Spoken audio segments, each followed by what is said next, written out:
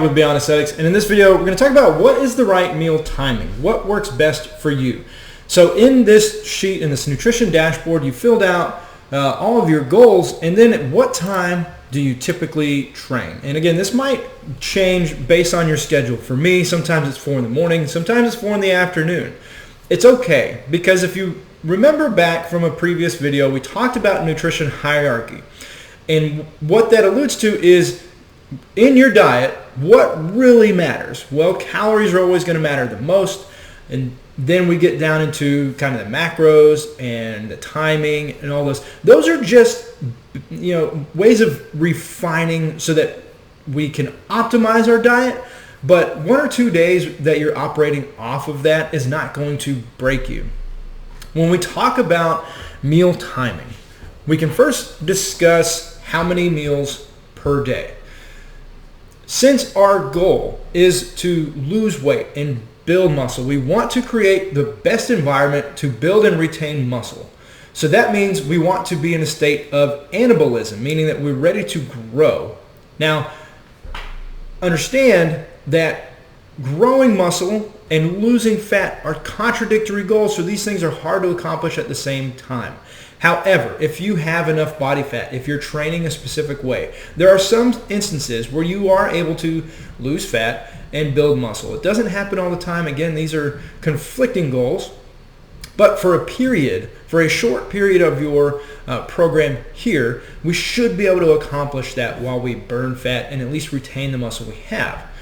So even in that, if we are in a deficit, for example, my bodybuilders, if you're constantly in a training deficit, but you want to maximize the amount of muscle that you retain, you have to continue to train hard and demand a use of those muscles. Okay, if the body's going to fight to optimize and retain the things that are being used. So if you're constantly stressing a muscle, the body, you're getting a signal to your body that, hey, this stress is something I do commonly, so make sure we prioritize things for muscle activation or moving weight. Okay, so that's why it is possible to get stronger and to add mass even in a calorie deficit.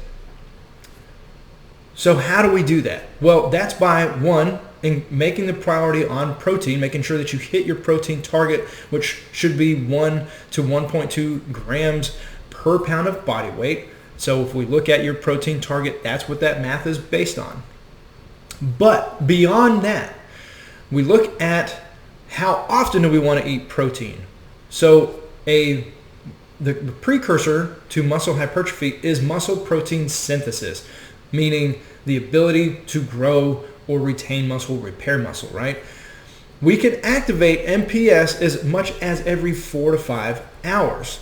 So that's why when you look at this meal distribution table, it starts in a little orange, blue, and green, because if we can get to a 4 or 5 meals per day, that means that you're eating protein every 4 to 5 hours and you're keeping muscle protein synthesis engaged.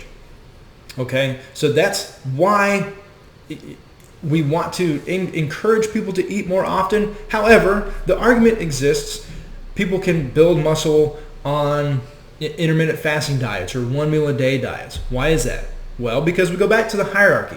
Calories is all that matters. As long as you're getting the carbohydrates, proteins, fats, and you're hitting your calorie goal, you're still going to meet your goal.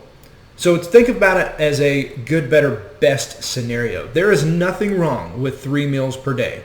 4 meals, slightly better. 5 meals only optimizes what we are trying to achieve.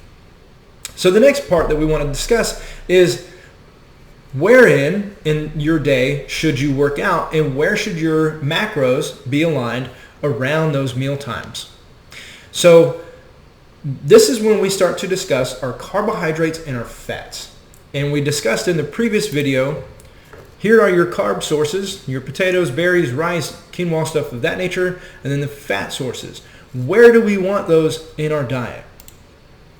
One thing that I want to make sure or encourage that you are able to assimilate as part of this program is something we talk about, metabolic efficiency, and that's something we'll discuss in later videos. But basically training your body to rapidly utilize carbohydrate since it's a primary and rapid available fuel source around the workouts. So if your workout is the part of the day that you are the most active and you put carbohydrates around that period, you're going to have an increased sensitivity to using carbohydrates for fuel for that activity. In addition, carbohydrates are a benefit to the anabolism that we create from working out and the muscle protein synthesis. Carbohydrates can help in that recovery process because it's rapidly available, and you can get into insulin growth factors and how that creates an anabolic response. Again, there's more of the technicals. I'm just trying to keep this at kind of the base level. So why do we want fats away from the workouts? Again, it doesn't matter, all right? This is really about partitioning your macros for their best use and creating metabolic efficiency. So I'm not saying you can't have fat around your workout period. That's not what I'm saying. But if we want to work towards how can we be the most optimal in a calorie deficit to reach our goals, this is the greatest way of doing so.